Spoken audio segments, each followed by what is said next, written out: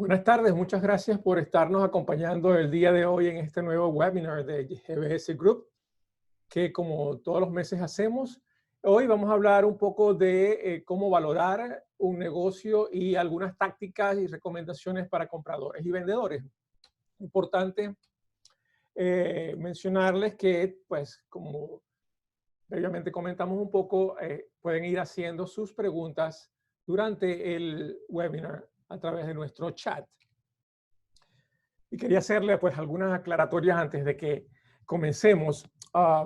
Esta es una charla informativa, realmente no quiere ofrecer densidad académica en ninguno de estas materias. Hemos preferido usar algunos términos en inglés sin traducirlos, porque es lo que de costumbre se encuentra en la calle y traducirlo posiblemente no sea conveniente para digamos, en todas partes, en todos los países de habla hispana, no traducen igual. Así que hemos preferido dejarlo así en la medida de lo posible.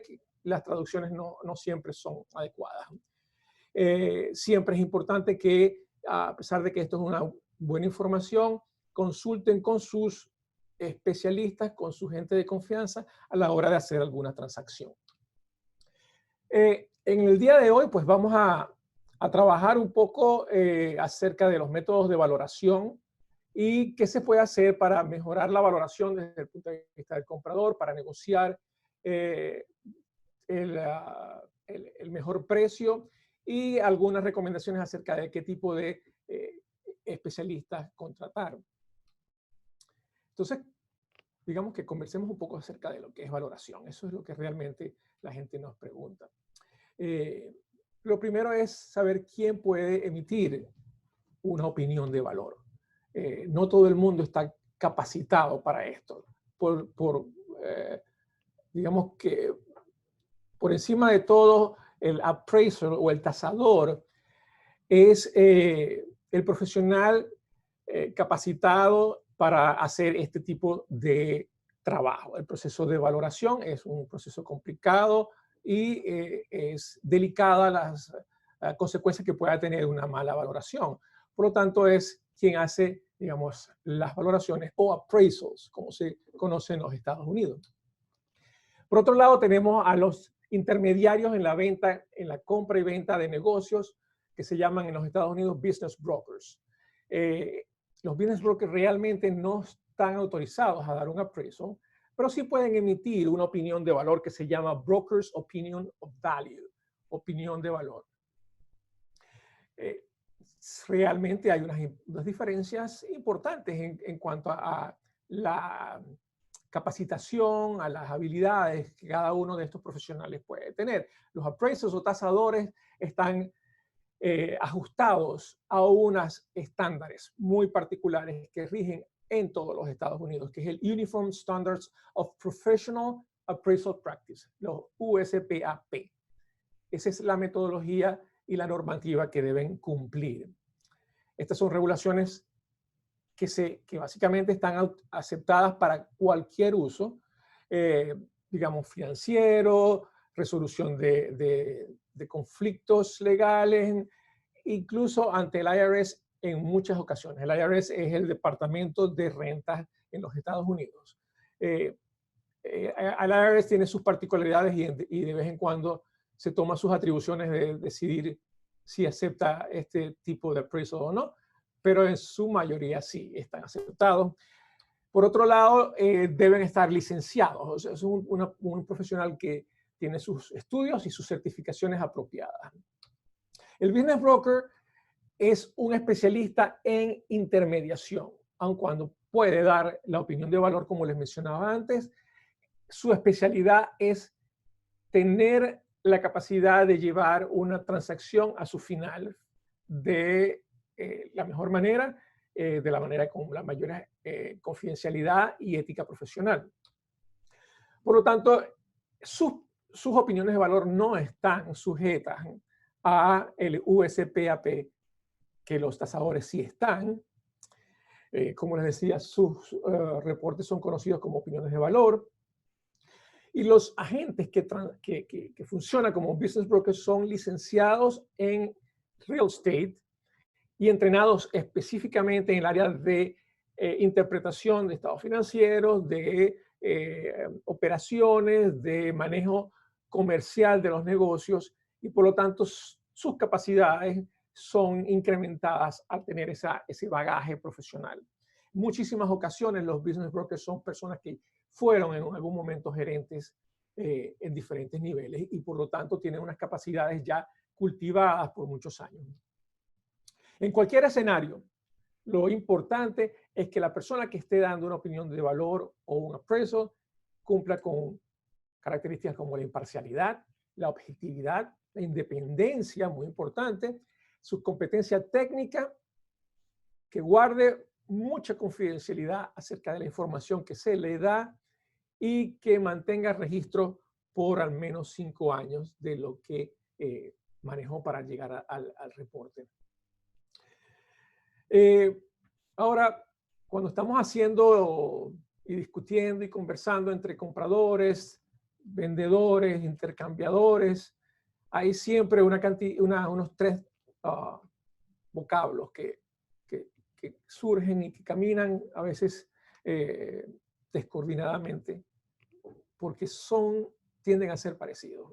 Y estos son costo, precio y valor. No son lo mismo, cada uno tiene una interpretación y definición específica, ya lo vamos a ver. ¿Qué es el costo? El costo es un hecho, es el dinero que se paga, que se entrega para crear o producir un bien o un servicio. Es un hecho.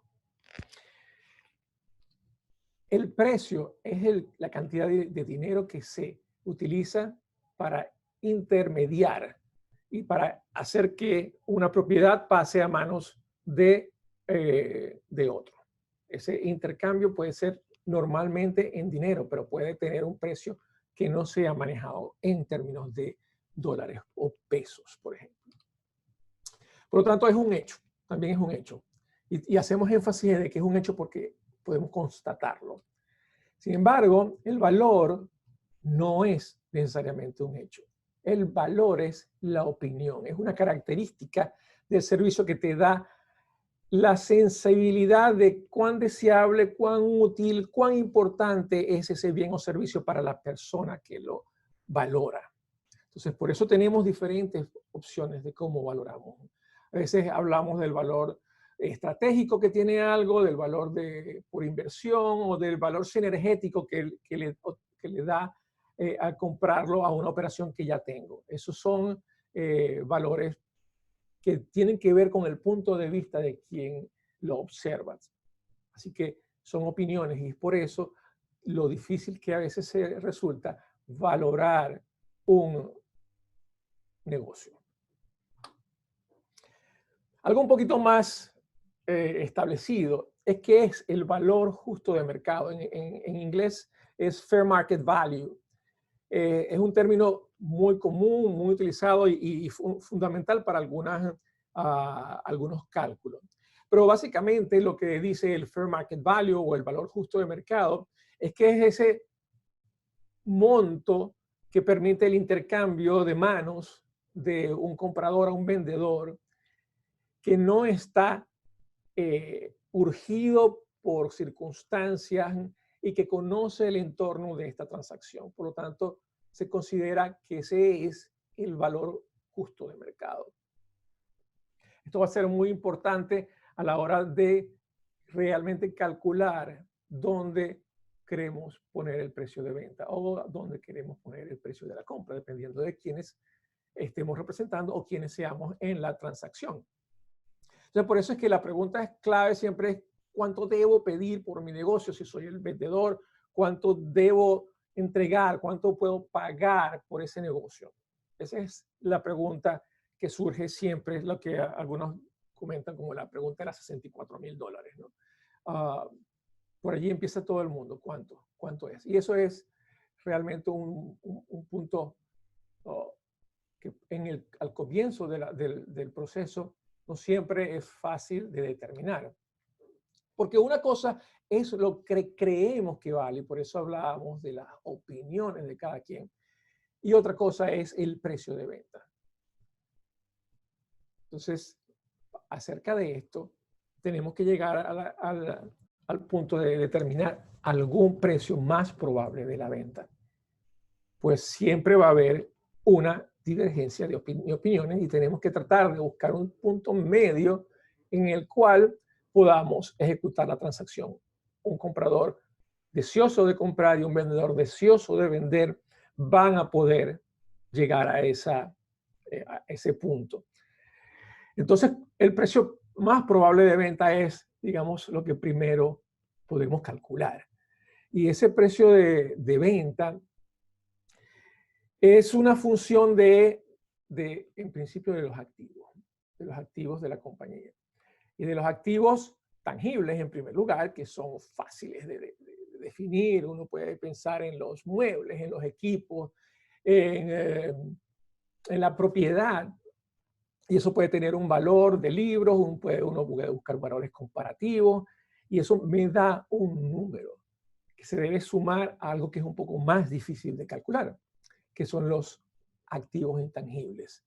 Activos intangibles son, por excelencia, la propiedad intelectual, las marcas, las recetas, los inventos, listas de distribución, seguidores en el social media. Todo eso puede ser considerado como activos intangibles, por lo cual este cálculo empieza a complicarse. Es muy difícil determinar con claridad cuál es el valor de un intangible. De hecho, la gente dice, eso vale por el punto. Cuando hablan del punto es la localidad, que está en un buen sitio. Entonces, es intangible cómo lo mides. Es importante calcularlo.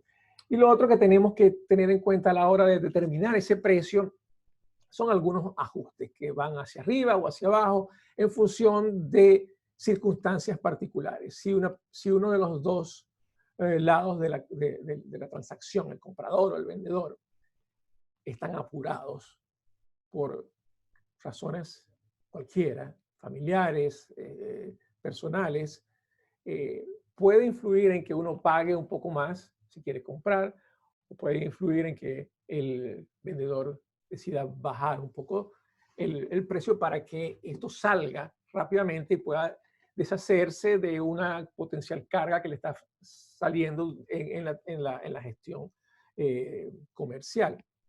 Por lo tanto, no podemos tener una varita mágica y determinar en el aire que un negocio vale tanto, incluyendo los ajustes. Es un trabajo que en realidad es mucho más complicado. Los especialistas han tratado de buscar métodos de enfoques y realmente han encontrado una cantidad variada, cada una con excelentes bases. En ese gráfico pueden ver 8 diferentes métodos basados en 3 diferentes enfoques.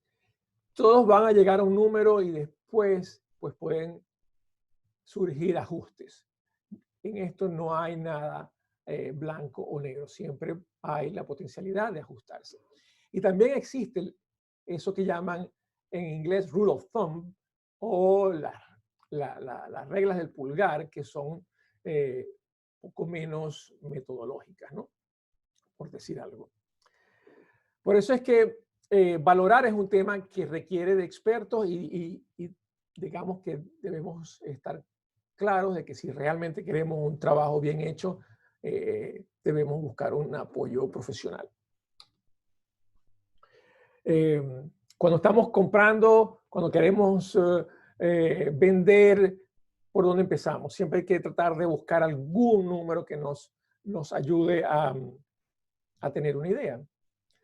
Si no contamos con un appraisal o con una tasación, una valoración profesional, tenemos que buscar la manera de usar algún método. De los 8 que estaban allí en el gráfico anterior,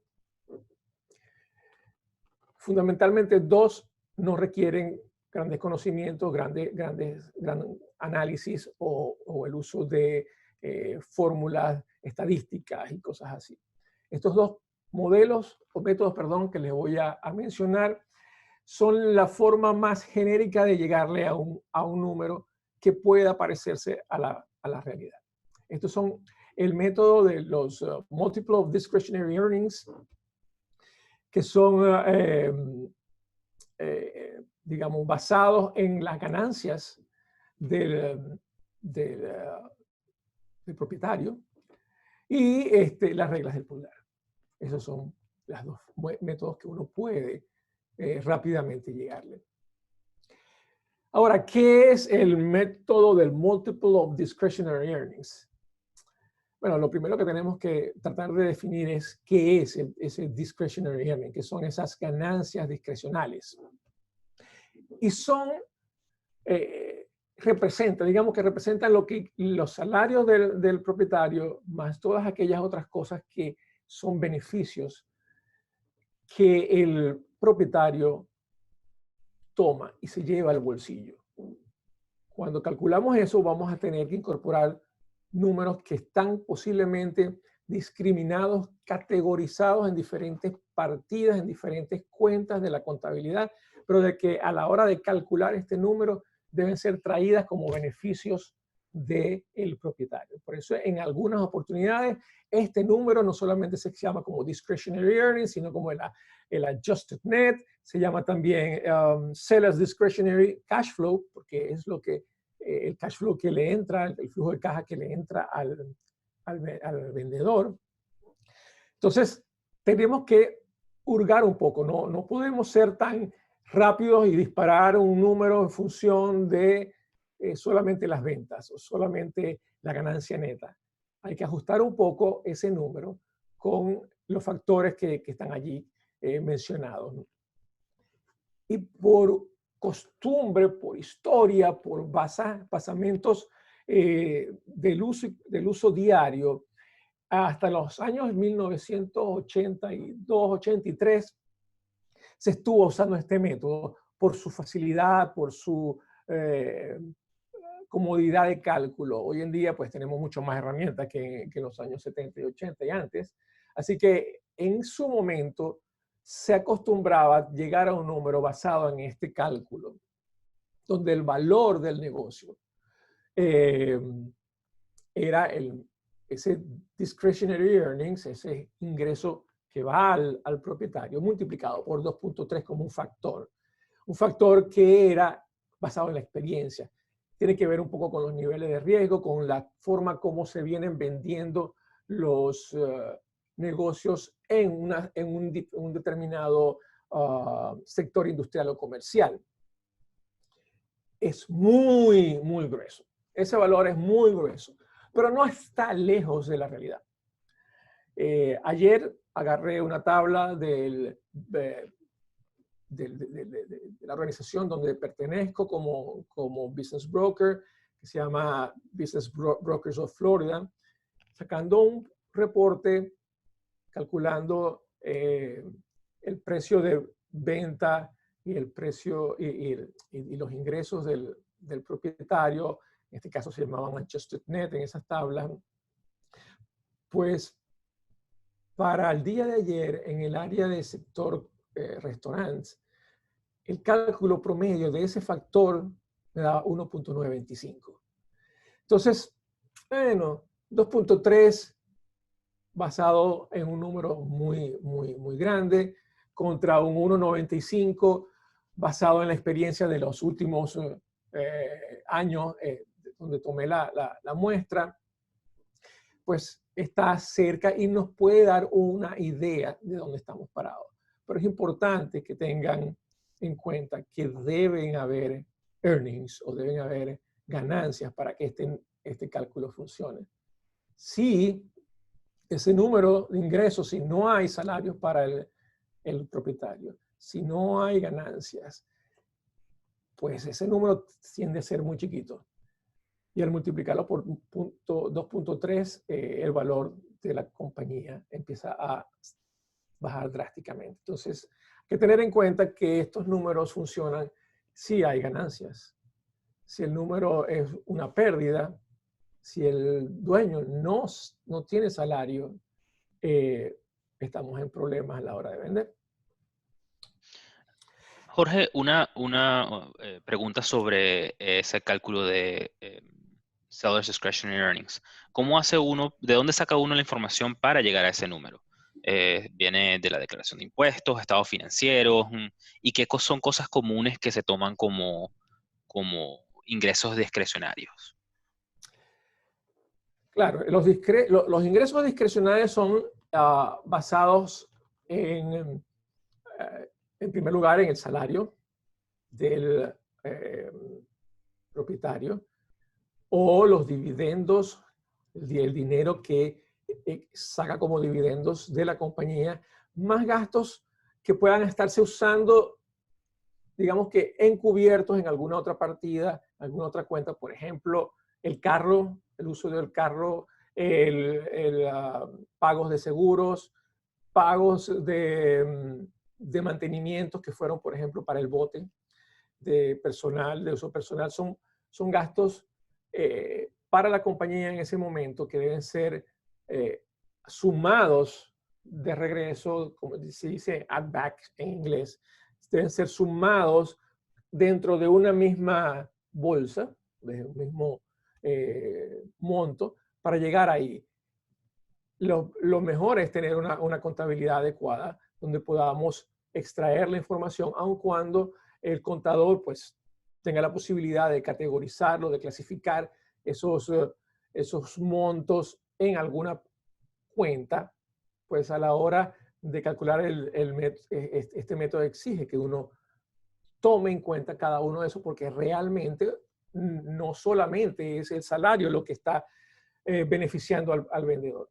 En ese caso, el propietario se beneficia de salario, se beneficia de seguros, se beneficia de gastos de mantenimiento que no van directamente con las operaciones del negocio. El método utiliza además este factor 2.3 que fue histórico.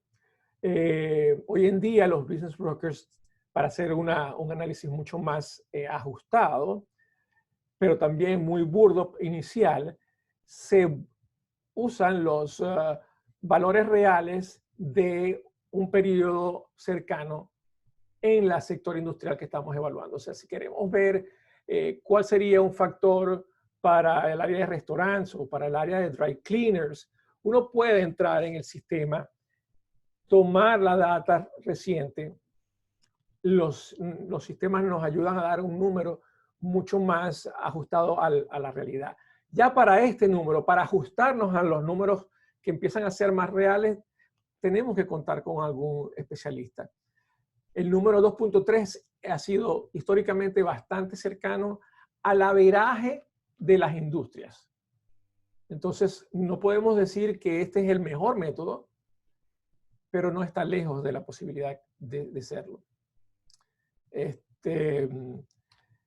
Adicional, tenemos otros métodos bastante genéricos, que son muy particulares también por las industrias. Como ven allí, en el ejemplo hay un gráfico que muestra información del área de restaurantes.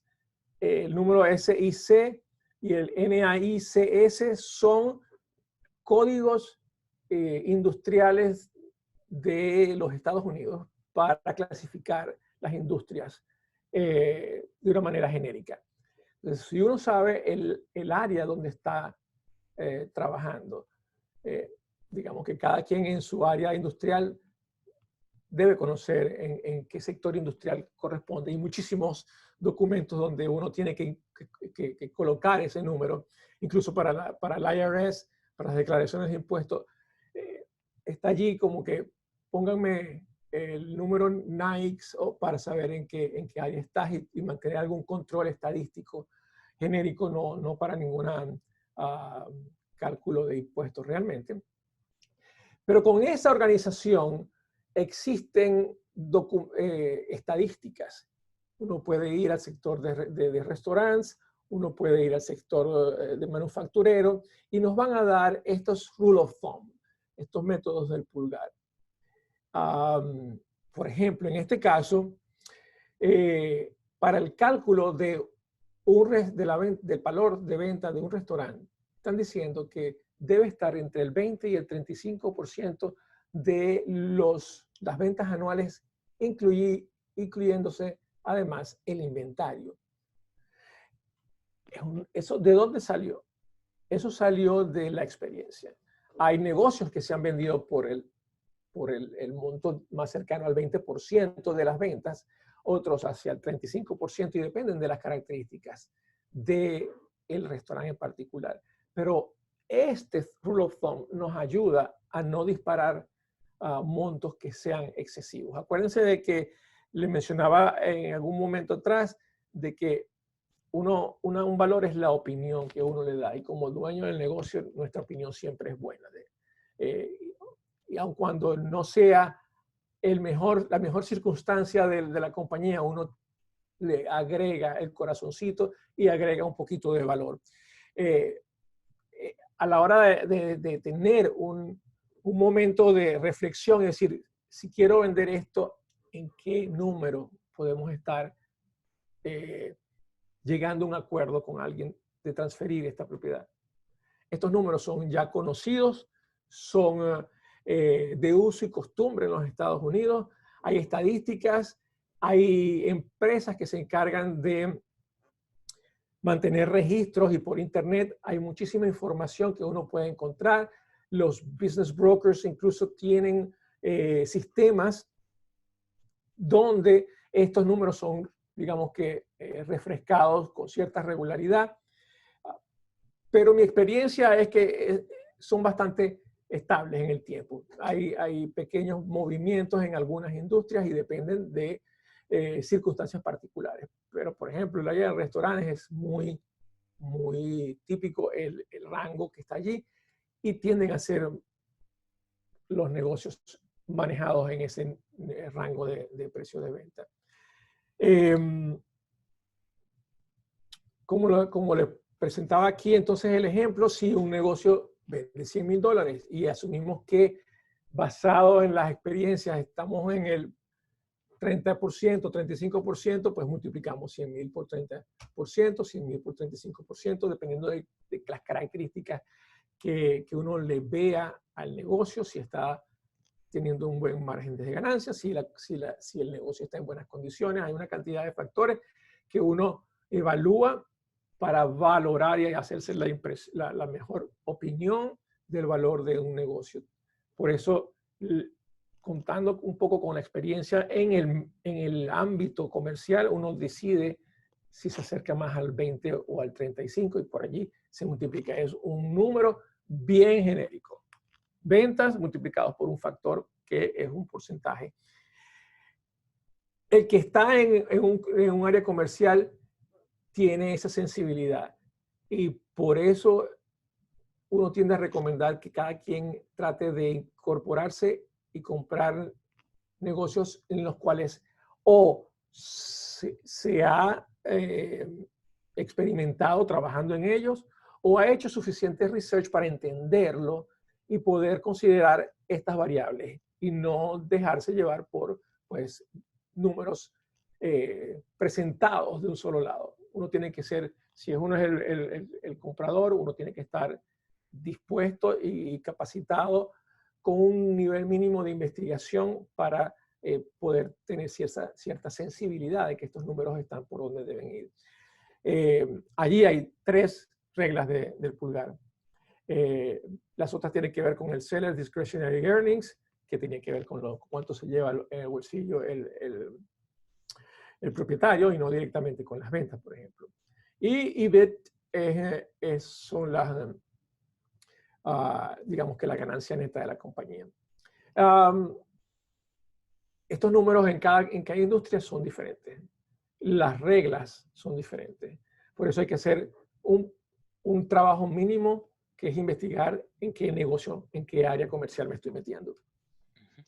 Un segundo, y así esperamos un minuto a ver si hay algunas preguntas sobre el tema de cómo llegar a una valorización. Pero también una cosa que hemos visto en muchos casos sobre las reglas del pulgar y sobre diferentes tipos de negocio es que uno puede tener un negocio que es mezclado. Por ejemplo, un restaurante puede tener una división que es el restaurante físico en donde va gente y se sienta a comer, que ese es el que estábamos viendo en el ejemplo anterior, que decía este servicio completo o full service restaurant, pero también puede tener una división de catering o hacer comidas para llevar o para eventos. Y eso se pueden tener valores muy, muy diferentes. E incluso el mismo negocio puede tener un valor para esa parte del negocio y un valor para la otra, que es el que suma el monto real de ese negocio. Este, mm, entonces es muy importante que se tome en cuenta la realidad de cada negocio, porque no hay ningún negocio que sea igual a otro.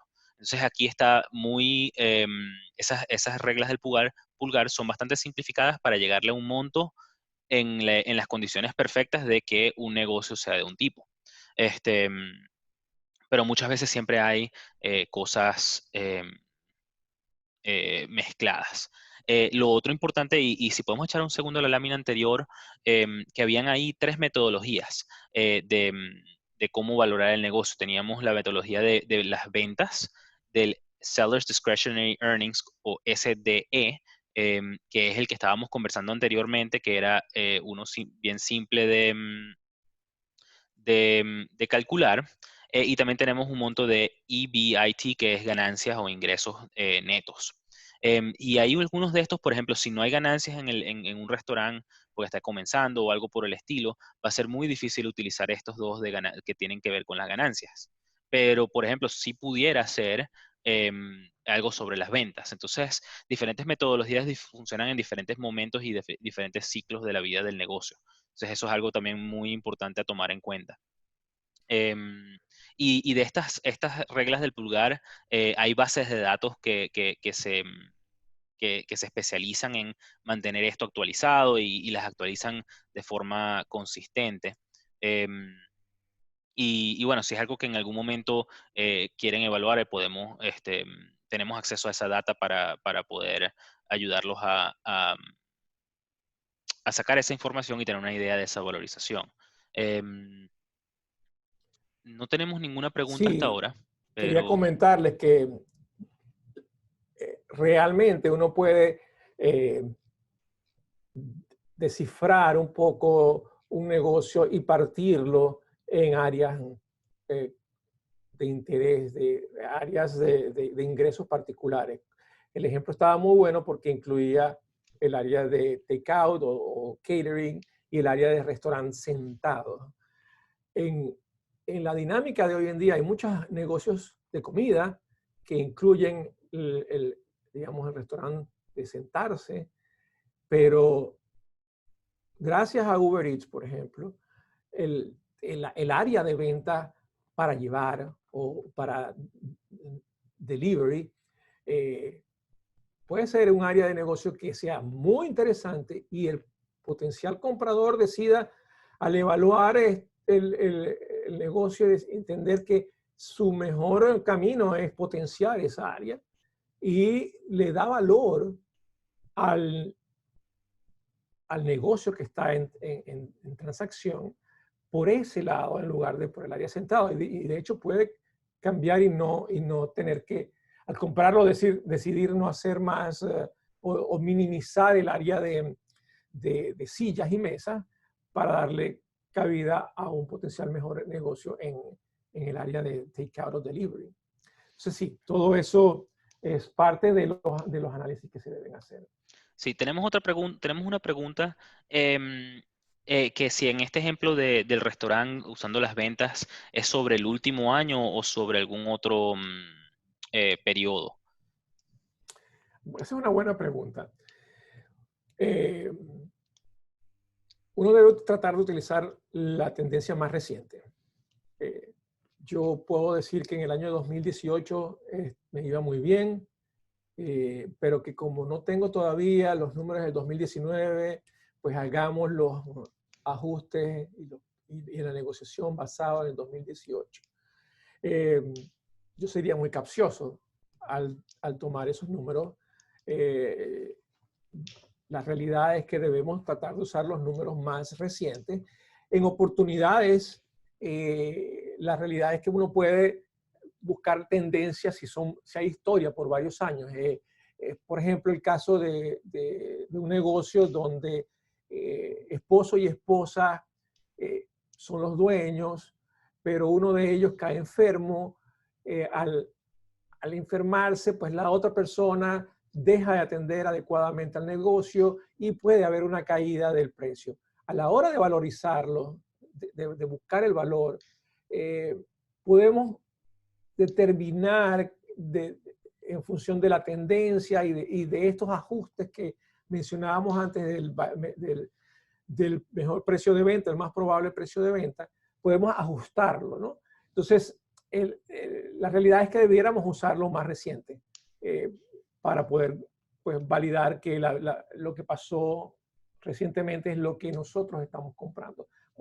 Uno compra la capacidad de producir ganancias de algo que ya está allí, donde el cual no tengo que arrancar desde cero. Entonces, la respuesta es idealmente el último año. Incluso del año corriente, si estamos a mitad de año, por ejemplo. Sí, también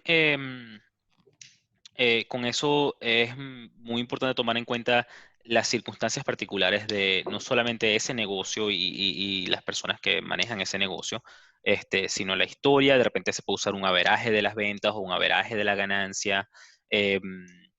Y al final del día, el llegar a una valorización es el cómo llegar a calcular la valorización correcta para una transacción es un proceso de negociación entre el comprador y el vendedor.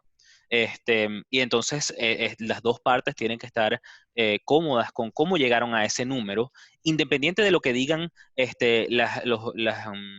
las bases de datos, la industria, etcétera. Hay negocios que tienen potencial porque de repente tienen cosas intangibles, marca o localidad, etcétera, que de repente le suben el valor más allá de lo que es estándar para la industria. O al revés, de repente tienen un problema de algún tipo de financiamiento o algo por el estilo que causa que tengan un valor menor que la industria. Entonces, como siempre, esto siempre es un punto de negociación y el único valor real es el cual se acuerde para venderlo. El resto es puro números en una hoja de papel que tienen muy poco significado excepto para ayudar a llegar a un valor al cual se pueda acordar. Sí, el precio es el precio real que se entrega al momento del cierre. El valor puede ser, como decían, basado en circunstancias diferentes. Yo puedo tener un negocio que no está yéndole bien y a mí me interesa realmente es algo intangible, unas recetas, un invento, un método del cual yo no pudiera tener acceso o tendría que reinventarlo, pues, y guardar cierto cuidado porque hay una protección de la propiedad intelectual. Entonces, si yo compro las acciones de la compañía o compro el negocio, lo que me está interesando es una fórmula o un método o algo intangible. Entonces, allí llegaremos a un precio diferente o llegaremos a un precio que no era necesariamente el que estaba pensando el vendedor al principio.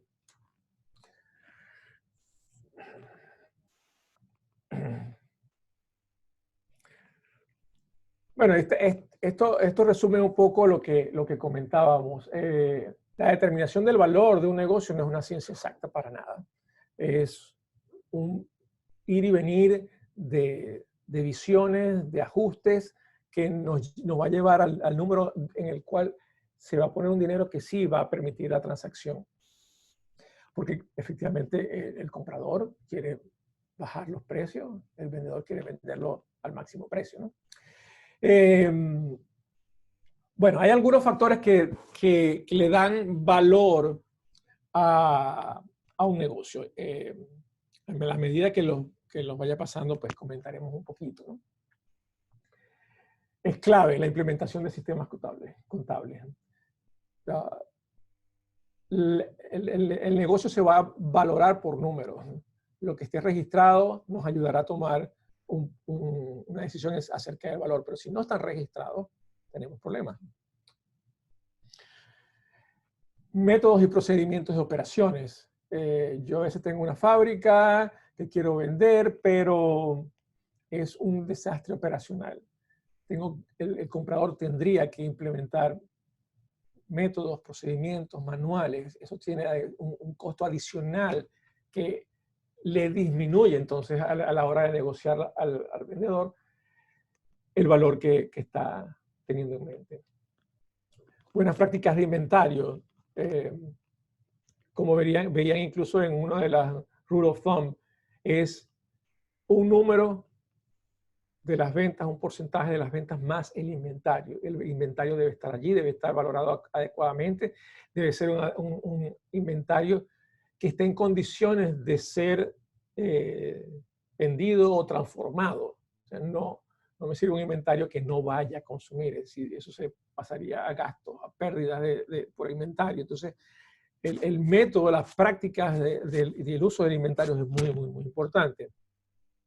Adecuados programas de mantenimiento y de los equipos y de las propiedades. Pues, es claro que uno está dentro de las cosas que valora para llegar al precio más probable de venta, es el valor, el justo valor de los activos.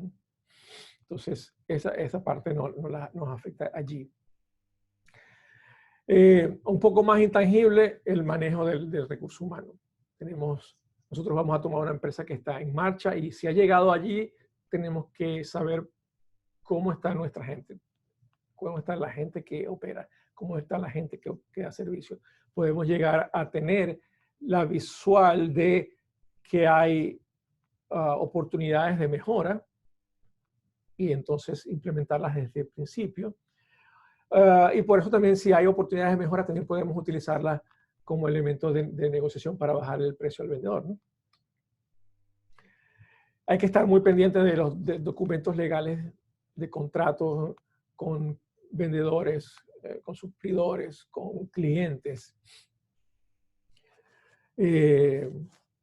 Cuando tienes presencia hoy en día en los medios digitales y en la medida que tienes acceso a tus fans, a tus compradores potenciales a través de las redes sociales, nos está dando un método moderno de llegar y vender. Así que si tenemos un esquema de social media, nos ayuda a valorar la compañía más allá de la página web.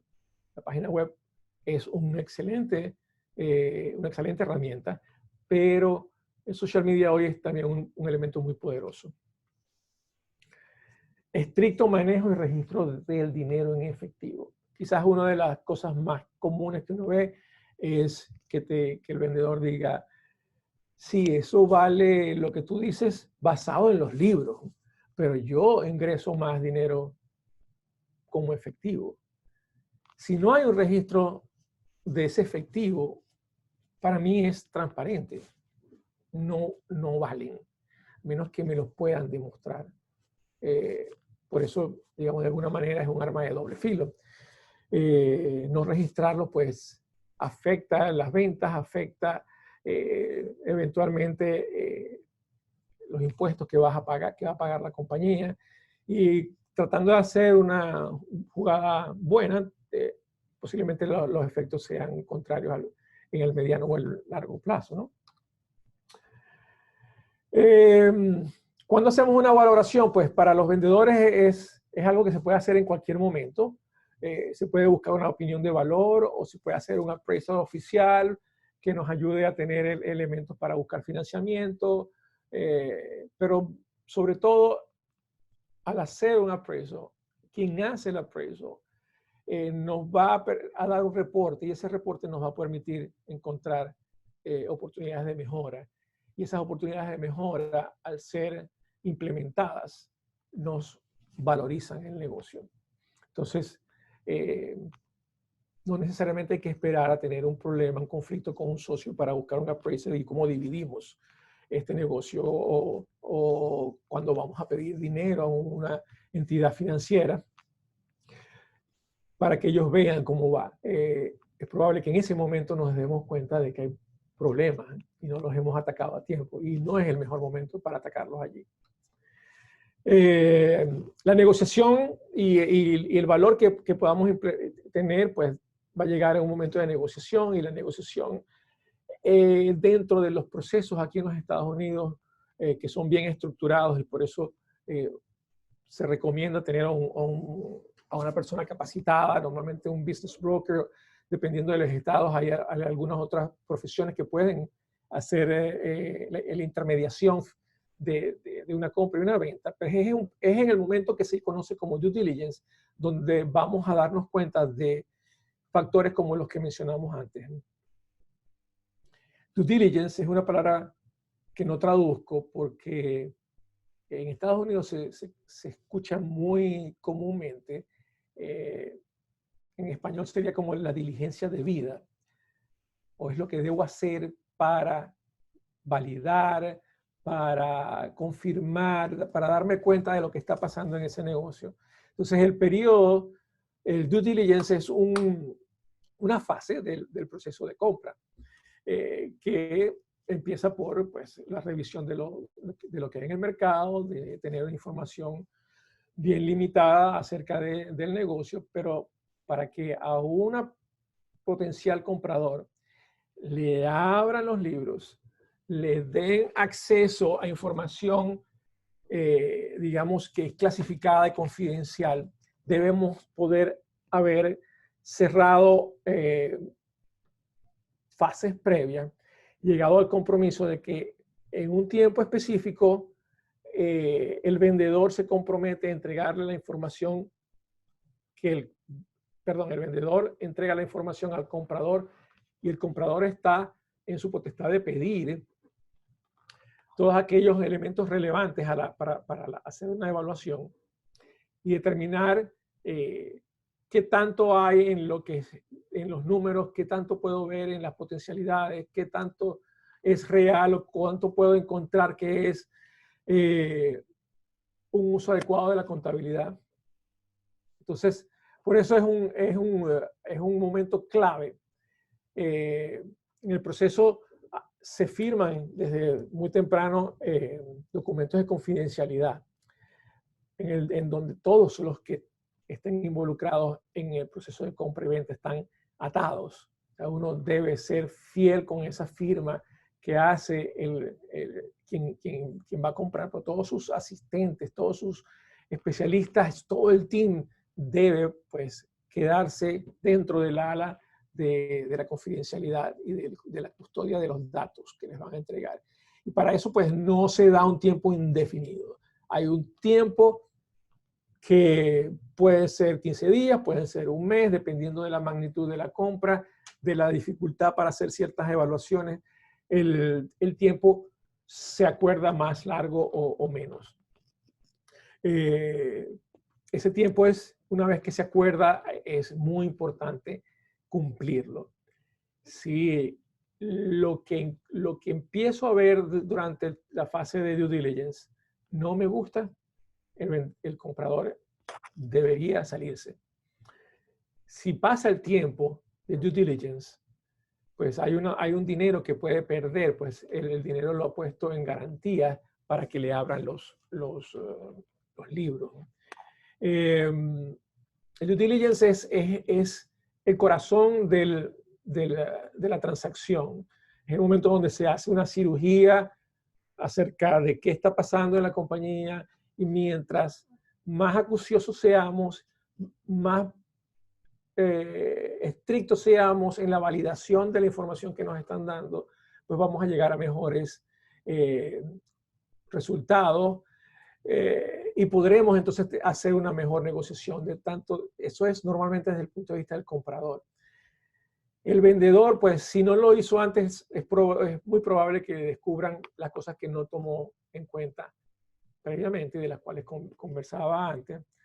Así que para el comprador es el momento clave, y de seguir, pues ya puede tener herramientas para negociar todavía el precio final de la transacción. Algunos puntos que revisamos durante el due diligence se validan las ventas, sumamente importante.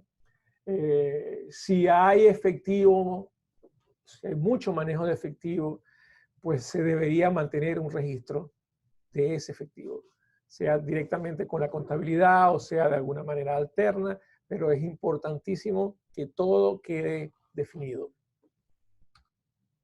Revisión de las declaraciones de impuestos, que es el elemento más confiable dentro de los que pueden aportar en un comienzo. Revisión de la retención y pago de impuestos sobre las ventas y el uso. Es clave, ahí pueden haber muchas liabilities escondidos que si estamos comprando la corporación junto con el negocio en marcha, podemos nosotros quedar siendo responsables de ciertas obligaciones fiscales que no estuvieron bien tomadas en cuenta. Después ir a buscar al responsable inicial pues es más complicado, pero al final en ese momento ante la agencia federal o la agencia estatal, quien tiene la obligación es el dueño actual de la empresa. Revisión de cuentas por cobrar. Podemos estar tomando decisiones de ventas basadas en ventas que posiblemente no sean nunca ejecutables o no sean nunca cobrables. Pues podemos poner en duda algunas características de esas ventas. La revisión de las cuentas por pagar también es un liability potencial para alguien que compra un negocio. La revisión de sistemas de control y registro de inventario es clave si estás produciendo, si estás vendiendo, si estás tomando en cuenta el valor del inventario a la hora de negociar el precio. Si no hay registro, es muy difícil tomarlos en cuenta para ese cálculo.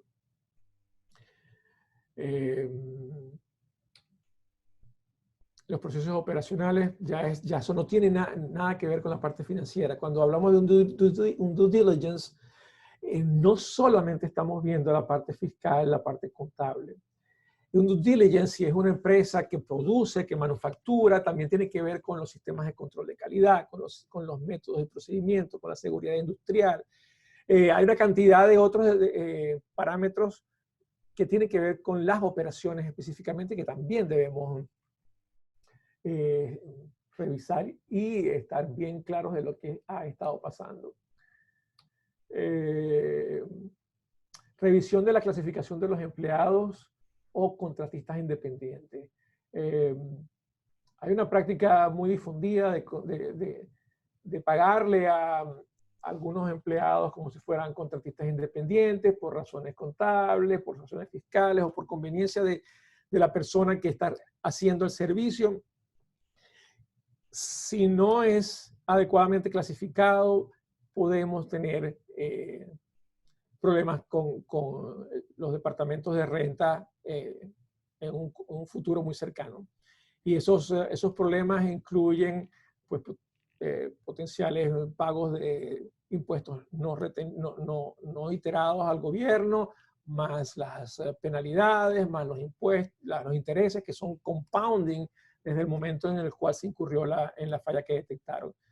Cada vez es más fácil detectar en los procesos fiscales pues, las auditorías que están haciendo estos departamentos. La revisión de políticas de recursos humanos, los alquileres. El alquiler es uno de los factores clave cuando una persona está comprando un negocio. La relación entre las ventas, el gasto de la localidad, de la tienda, es probablemente uno de los factores que primero se ve y primero ayuda a descartar una continuación de due diligence.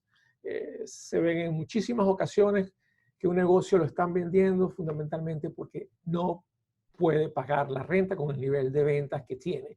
Y es posible que en ese sitio, con ese tamaño, con esas características, no sea factible llegar al nivel de ventas requerido para el pago de los alquileres. Entonces, revisar la parte de los alquileres de las oficinas o de de las tiendas es muy, muy importante. Y a la hora de revisarlo, también es importante saber si el landlord, si el dueño o el que alquila, está en condiciones o está en la disposición de transferirnos el alquiler o quiere arrancar un nuevo periodo de alquiler con nuevos números. Entonces, esa evaluación tiene que ser hecha temprano, porque es probable que cuando estamos evaluando el precio de la renta sea decente, pero que venga siendo ya legacy, que venga herencia de unos años de alquiler, que cuando venga un nuevo dueño, pues se los van a ajustar. Y ese número puede afectar increíblemente la viabilidad de este negocio. Y un punto también muy importante con la renta, no es solamente el tema de que la renta sea adecuada para el negocio, es que te lo vayan a renovar en el futuro. Si el lease tiene un año y vas a tener que renovar en un año, eso es probablemente algo que quieres hacer antes de comprar el negocio para asegurarte que van a poder tener continuidad de ese local.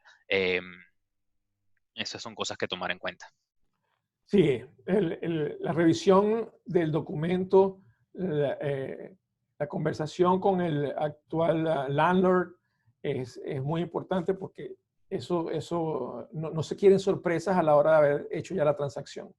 Entonces, si es cierto, puede ser que un año toque la renovación y el dueño del negocio, el dueño de la propiedad diga, no lo voy a rentar, a lo mejor ya quiere venderlo, a lo mejor va a construir algo nuevo y decide no hacer una renovación, sino que terminar los leases. Hay diferentes factores, lo importante es poder revisarlos y poder estar claro de dónde uno está parándose, de dónde está uno arrancando. Y lo otro, pues las licencias. Hay restaurantes, tienen ciertas licencias, empresas de construcción tienen otras licencias, algunas son transferibles, otras no son transferibles, unas son de fácil transferencia, otras son de una transferencia bien complicada. Cuando hacemos el due diligence tenemos que entender ese tipo de requerimientos para poder decidir si vamos a entrarlo. A veces que una licencia amerita un curso sencillo y con eso se toman las previsiones. Pero hay veces que si es por ejemplo, en la construcción se necesita una licencia de general contractor y al comprar tú el negocio, si no eres general contractor, ¿qué vas a hacer? ¿Cómo vas a poder a presentar planos en las ciudades? ¿Cómo vas a cotizar tus trabajos ante oficinas públicas, por ejemplo?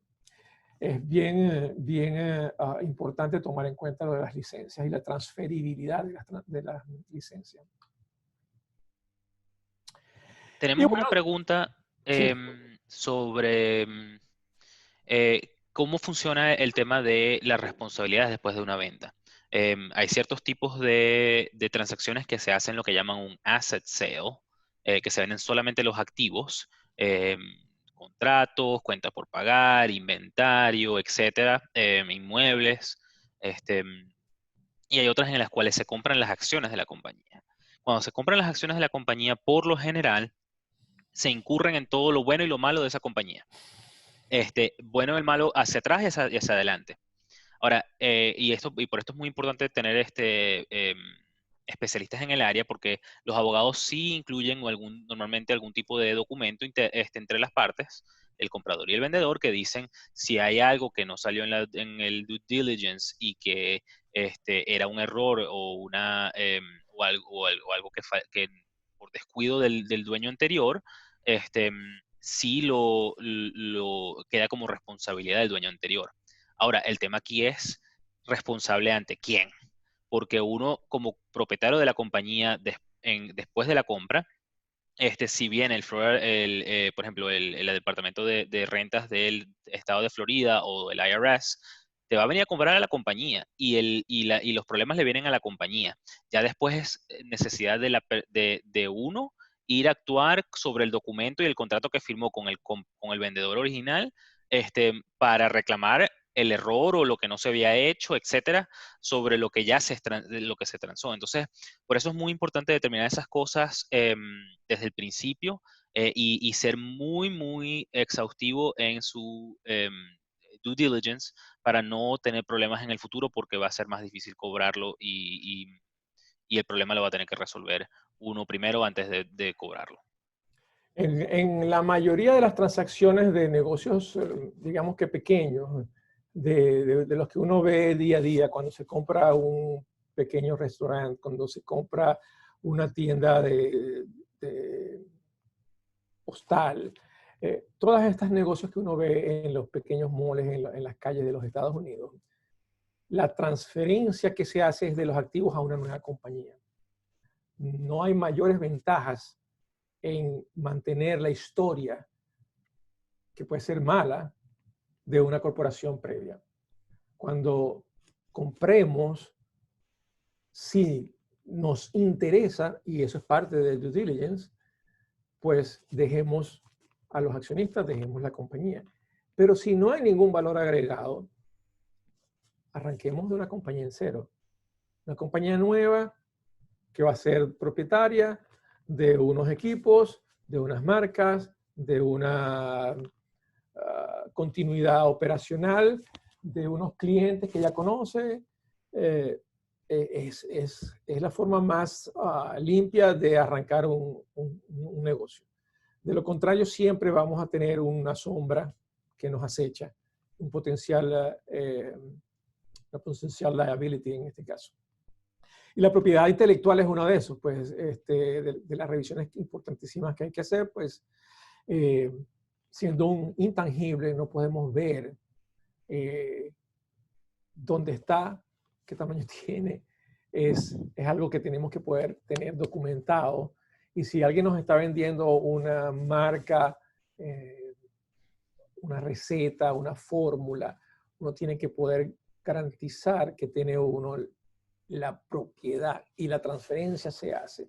Eso cuando tenemos un certificado que dice el trademark, la patente, ese tipo de documentos existe y tenemos que verlos cuando estamos haciendo due diligence. No es que me lo digan, es que hay que verlos, hay que tenerlos, hay que validarlas, que estén aún vigentes. Hay una cantidad de documentos que son importantes en el área de propiedad intelectual. Bueno, como hemos visto, este proceso es sumamente detallado. No necesariamente es muy complejo, pero sí de mucho detalle. Y hay muchas cosas que uno tiene en mente y otras de las cuales es bien naif, si se quiere, por no estar metido en el momento y en las condiciones. Y para eso, pues, debemos buscar la manera de asesorarnos. Para el vendedor, pues el asesoramiento debe ser continuo. Si uno es dueño de negocio, si uno quiere, pues, que el negocio crezca, florezca y potencialmente en algún momento pueda ser transferido, uno tiene que asesorarse para mantener esos registros y que cuando se haga el due diligence esté todo disponible y las nubes que mencionaba antes no estén por ningún lado, de manera que el potencial comprador se sienta confiado de que lo que está comprando le va a dar beneficio y que entonces se esté llegando a un precio más ajustado a la valorización que el vendedor le estaba dando. En la medida que no estemos usando gente capacitada para tener la documentación apropiada o los impuestos apropiados, vamos a poder encontrarnos con problemas que van a salir en el due diligence, porque el comprador entonces va a venir con un team que debe tener muy temprano cuando decide salir en la búsqueda de un negocio para comprar. Aun cuando no los contrate, uno debe saber quién va a ser el contador que va a evaluar los números, quién va a ser el business broker que te va a acompañar a estar en el medio, porque a veces el juego de policía bueno y el policía malo pues va a ayudar bastante. Y también de la experiencia que un intermediador le puede dar a la hora de validar números. Así que el team debe estar allí disponible y claro, porque el proceso es bastante súbito. Cuando un negocio llega a la etapa de due diligence, pues los tiempos están fijados, ¿no? Y uno debe llamar rápidamente al contador y tan pronto como, digamos, ya entregar contabilidad al contador, documentos a los abogados, si hay operaciones, control de calidad, mantenimiento, pues todos esos documentos y registros deben pasar a manos de los expertos, porque en algún momento, si uno no quiere hacer todo, va a carecer o del tiempo, o de los conocimientos, o de la astucia que a veces hay que tener para detectar elementos que van a tomar como que factor preponderante en la toma de decisiones. Entonces, los especialistas debemos tenerlos en todo momento, por lo menos en una lista bien clara desde el arranque. Bueno, yo creo que estamos llegando ya al final y queríamos dejar algunas ideas que son siempre prácticas, que son cosas de las que uno escucha como consultor, como intermediador. Hay conceptos que están en la calle, que no siempre son reales, que uno no debe escucharlos completamente. Por eso los mencionamos aquí. Un comentario sobre el punto anterior, y también es muy importante tener establecido cómo se compensan los servicios de las personas que están evaluando el negocio. Tienen que buscar gente que sea lo más imparcial posible. Significa que posiblemente no vayan a ser el mismo business broker, porque el business broker gana solamente si se da la transacción por un porcentaje de la venta. Entonces, cuenten con sus contadores, con sus abogados, y paguen por el tiempo, no paguen por contingencia de que si se compra o no. Eso es muy importante para eliminar la subjetividad y la imparcialidad de la transacción. Y es muy importante lo que comentas, porque el pago además hay que hacerlo. Compres o no compres, los expertos están dándote las herramientas para comprar o para no comprar. Entonces, esa contingencia del pago a que se dé o no se dé la transacción tiene múltiples filos. Si uno tiene digamos, a la persona disponible, esa persona va a hacer el trabajo en el mejor beneficio de usted como comprador, o en caso de los vendedores, pues para darle las mejores recomendaciones en su momento. Pero definitivamente hay que tener todo eso a mano. Bueno, idealmente lo que uno vende son los negocios que están dando ganancias operativas. A la hora del cálculo, un negocio que no está dando ganancias, a veces que incluso el dueño no está recibiendo un salario ajustado a las características de su trabajo, pues estamos dando pie a que la valorización de este negocio pues vaya tendiendo a ser muy baja. Y por ahí venía esta segunda: el precio de un negocio no aumenta por el potencial de lo que se puede hacer o por lo que me costó o le invertí al negocio. Lo que se vende es la certeza de que el negocio produce ganancias. Porque al final todo potencial requiere una energía para moverlo. Y esa energía la va a tener que poner el comprador. Si es tan potencial y tan fácil, ¿por qué no lo hizo el vendedor? Son los argumentos que van a estar en la mesa y son de muchísimo peso. O sea, uno no logra mejor precio al poner la potencialidad en la fórmula De hecho, en las fórmulas que les he pasado, ninguna tiene la potencialidad. Todas están basadas en números reales. La potencialidad ayuda a la opinión que uno está dando y por lo tanto uno puede ajustarse, y también estaba la fórmula de los ajustes, ¿no? Pero realmente no es el potencial. Hay mucha gente que dice, no, es que yo logré montarlo y ahora tienes el potencial de vender $1.000.000 porque ya está listo, operando. Sí, pero no está operando, no está dando ganancias. Es posible que lo único que tengas hasta ahorita son dolores de cabeza con una inversión que lamentablemente tuvo que hacer el actual dueño. Sí, y también un punto ahí a tomar en cuenta ahí, justo sobre eso, es el mejor negocio es el que no está para la venta. El que está para la venta, por lo general, tiene algo, sea algún tema familiar o algún tema del negocio o algún tema de los dueños que por alguna razón están necesitando venderlo. Entonces, siempre tomen eso en cuenta. Desde el punto de vista de dos cosas. De uno, de buscar su valorización correcta, que siempre el momento que quiero vender no es el momento ideal para llegarle a la valorización que puede tener el negocio. Y en el momento que vayas a comprar, tomar en cuenta cuáles son esas circunstancias que pueden estar afectando de que la persona quiera vender, que de repente no están netamente escritas. Sí, la realidad es que uno debe, como empresario, planificar la estrategia de salida.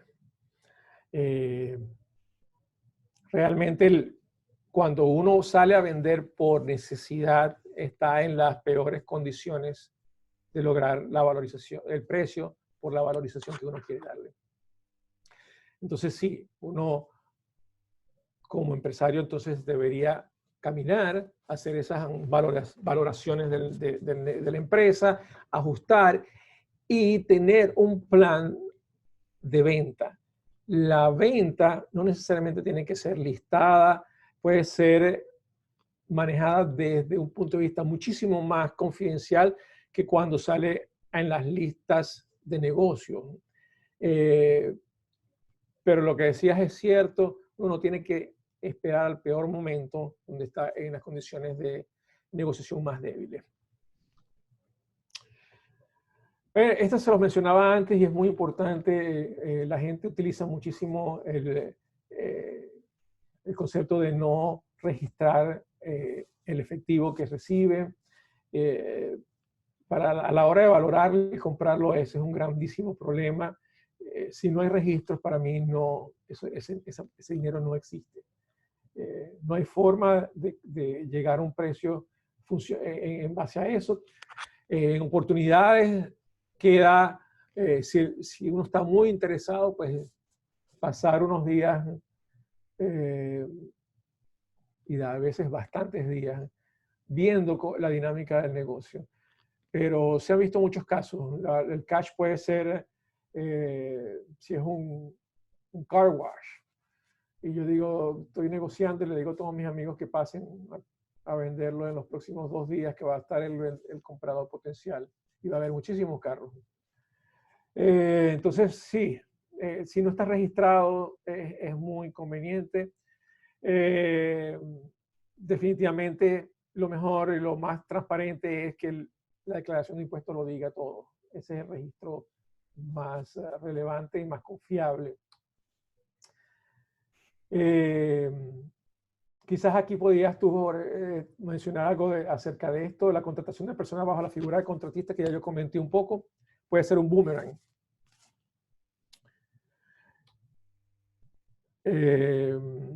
La falta de controles internos no solo afecta la rentabilidad, también el precio de venta. O sea, cuando uno tiene un desastre interno, estamos perdiendo dinero por no se sabe dónde, y cuando vamos a salir a vender no vamos a tener herramientas para justificar el valor que le estamos dando. Así que es muy importante todos los registros manuales, controles, contabilidad, software que puedan implementar para control de inventario. Es un dinero que está bien invertido. Y pues esto lo comentamos ya hace un ratito. Idealmente no compren la corporación. Si se pueden dar esa opción, empiecen con una corporación registrada recientemente. Hay oportunidades donde no es conveniente y a veces hay que dejar a los miembros anteriores de la corporación dentro de alguna manera. Por ejemplo, si hay un registro que permite contratar con el Estado, con el gobierno federal, porque uno se convierte, porque al tener la persona allí, uno es parte de los registros de minorías y tiene unas certificaciones que valen mucho obtenerlas y que son muy útiles a la hora de que le den contratos a la empresa. Hay que buscar la manera a través de asesoría con abogados de limitar, de minimizar cualquier efecto secundario que pueda tener. Y entonces entrar en negociación fraccional o completa, pero manteniendo a las condiciones que dan las ventajas competitivas estas que no queremos soltar. Pero la mayoría de los negocios que se compran de a diario se montan sobre una corporación sin historia. Aquí en este país la historia de esa compañía no nos va a ayudar mucho. Quizás en Latinoamérica, en otros países, tiene un valor, pero aquí no. Aquí el valor va a estar dado por el carácter de los dueños, digamos, la confiabilidad crediticia que tengan los dueños y de cómo se comporte en el camino las operaciones y los números que arroje la operación mensual o diaria, ¿no? Entonces, esa sería una de las más importantes a hacer. Y bueno, el momento es hoy. El segundo momento, no hay otra cosa que decirlo. El mejor momento para sembrar un árbol fue ayer. El segundo mejor momento es ahora. Así que cuando estén arrancando a comprar, pues tomen en cuenta esto. Si ya están encaminados, pues implementen algunas de las ideas que hemos conversado en esta tarde. La realidad es que es el momento de hacer las cosas bien y de una vez. Sí, tenemos una pregunta que no respondimos durante el seminario o no respondimos completamente. ¿Cómo se valoran activos intangibles, recetas, redes sociales, marcas, etcétera? Ahí para agregar un poco es, cada una de esas cosas, la realidad es que son tienen un valor en el futuro. Tienen un valor actual, pero un valor en el futuro que se puede de alguna forma medir con el valor histórico. Entonces, es muy importante, no hay una fórmula que diga tantos seguidores en social media nos va a llegar a un monto. Es mucho más factible decir, ok, el tráfico que genera el social media genera ahorita cuántas ventas. Eso sí está medido, se puede utilizar como una herramienta de valorización, pero muchas veces no está medido o muchas veces no es posible medirlo. Entonces esas son cosas que no son nada fácil. Sí hay reglas diferentes de diferentes tipos de, o rules of thumb, como hemos ido hablando sobre diferentes tipos de activos, pero no hay una forma exacta de hacerlo. Sí, en los métodos y los enfoques que mencionaba en una de las láminas anteriores, que no es alcance de este tipo de evento, de curso, de webinar, pues hay algunos elementos que nos permiten acercarnos, pero realmente esto, lo hemos mencionado por allí antes, es un arte, hay que ajustarnos. La tasa de convertibilidad de tu tráfico por YouTube o por Instagram en ventas reales, hay que ver si se pueden contabilizar. Allí hay registros que mencionábamos durante la conversación, que mientras más registros podamos llevar, mientras mejores números estadísticas podemos tener, nos van a ayudar a incrementar el valor. Posiblemente el valor específico no se vaya a cuantificar, pero la aguja, cuando tienes registrada, la aguja pues empieza a apuntar hacia el lado creciente del valor. Así que no hay una fórmula específica para los intangibles, sobre todo que son muy variables, de múltiples formas, y cada uno pues puede tener vertientes muy diferentes. Bueno, estamos llegando ya al final de nuestra webinar, y una vez más queremos darle las gracias por haber estado presentes, por haber estado activos en la conversación de hoy, y darle dinamismo a esto y darnos a entender que están interesados en este tema y potencialmente hacer nuevas sesiones que tengan que ver con esto y temas conexos. Estamos siempre haciendo eventos como los de Ask GDS, que son sesiones de preguntas y respuestas que hacemos a través de Facebook Live. El próximo evento de preguntas y respuestas va a ser el 26 de febrero y hay otro el 4 de marzo. Si quieren enviar preguntas específicas para que vayamos respondiendo, pues las pueden hacer a través de ese email que tienen allí, preguntas@gbsgroup.net. Y tendremos el próximo webinar el mes de marzo. Todavía no hemos definido el temario, pero pues lo estaremos divulgando. Si quieren enterarse un poco más pronto de lo que estamos haciendo, pues pueden ir a ese enlace que tienen allí, gbsgroup.net/próximo, y pues sí, tendrán información al respecto del nuevo webinar del mes de marzo. Así que por último quería invitarlos a que puedan ver este webinar pues, los próximos días a través de nuestro canal de YouTube. Allí van a encontrar muchos otros webinars que son de interés para gente que está pues, motivada en la compra y venta de negocios y en otros temas corporativos. Estamos siempre creando contenido en formatos largos como este y en formatos más cortos como el Question and Answers. Así que si no hay más preguntas por allí, yo creo que nos despedimos hasta una próxima oportunidad. Sí, y como mencionábamos, este va a estar está grabado y va a estar en nuestro canal de YouTube en las próximas 24 o 48 horas, y también van a recibir el enlace por correo electrónico a lo que esté publicado. Hasta luego. Chao, gracias.